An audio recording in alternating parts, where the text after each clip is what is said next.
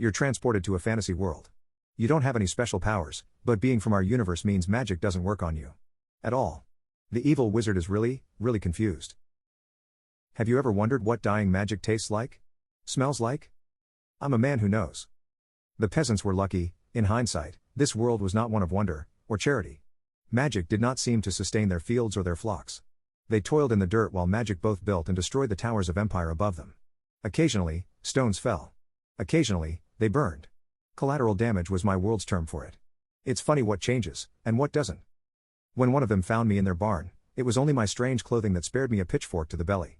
It was mayfly finery, richly dyed, with hints of a crown's gleam at the waist. That was something every peasant understood. Fear flashed in his eyes, and for a moment the language barrier meant nothing. I knew he was calling for the mob, but I also knew I was safe, so long as I made no foolish mistakes. I was going to become someone else's problem post-haste. Well, post-haste for peasants. 3 days. I began to smell like them, and get used to it. The food and water they spared would likely be my death eventually, little more than a different texture and flavor from starvation. I knew it was preferable, but it did its best to compete fairly. The cleric or pastor was a middleman, through and through. He reassured the peasants and took me away, and didn't even bother to spritz me with holy water or say a prayer. 3 more days. Slightly more curiosity, but no real effort behind it. The fear was still there, in the eyes. The food and water were less bad, but still choked me, and caused a fair bit of distress at the other end of me too. I got a small basin for a spit bath. My clothes were taken and replaced, but kept, as evidence of something, surely, even if no one ever guessed correctly. Soldiers appeared. I offered no resistance, and they seemed glad enough to let me walk unshackled. To the grim obsidian tower we went, and then up. I was dead on my feet halfway, spurred only by the looming threat of violence. The man on the crystal skull throne was not impressed, at first. He made an effort to communicate, and quickly discovered the problem of language. A shuffling servant brought him a tome, and I startled when I realized it was not exactly human, or not exactly alive, or some combination of the two. The man was amused. His slight smile was wicked. The spell failed. That's what it was, of course, a spell. No denying any of it now. Note the irony.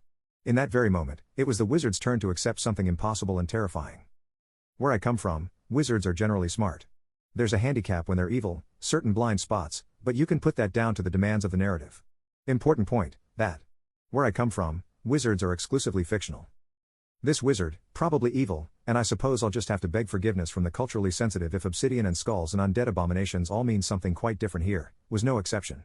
He'd begun with no fear in his eyes. When it did come, it was entirely different in its nature from the peasants and the pastors. It was the fear of understanding, not everything, but something. After that, it was chaos. He screeched outrage and commands all at once. Soldiers swung at me. Horrific servitors lunged at me. The wizard himself moved farther and farther away, and finally, one of his droning incantations seemed to find some purchase. As the weapons bounced and broke, as the servitors crumbled and collapsed, a sizzling stream of something green and nasty shot towards me. As surely as it had been intended to melt me, I, instead, melted it. Evaporated is a better word, maybe. I made it go away.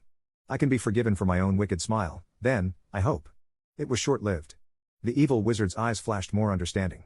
Immediately afterwards, I felt the rumble. The tower was probably lousy with magic, wasn't it? I had a choice to make, and I made it.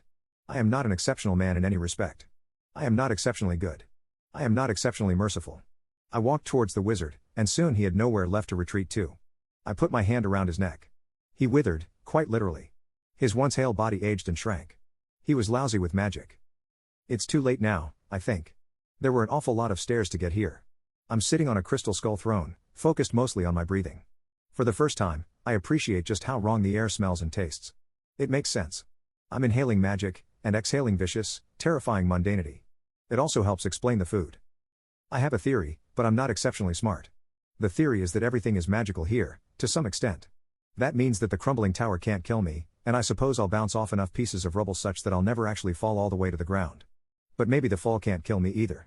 Maybe the air and the ground and the very laws of this place will bounce off, bend, break, or be evaporated rather than do any real violence to me. If that be the case, then I am this world's end. Maybe the peasants aren't so lucky after all. I don't think I am either, but we're well past that, aren't we? Or maybe I'll just die. The food did give me the runs, after all. But maybe it was just crappy food. Even though I'm not exceptionally brave, I am experiencing a fascinating moment of peace and clarity. Even though I'm not exceptionally smart, within that clarity I've managed to seize upon one last question. It's a good one, I think. If I live, I hope I'll get to ask it to someone smarter than me someday. And so, One last idle speculation before the experiment of rubble and gravity befalls me. If magic doesn't work on me, then how in the hell did I get here in the first place?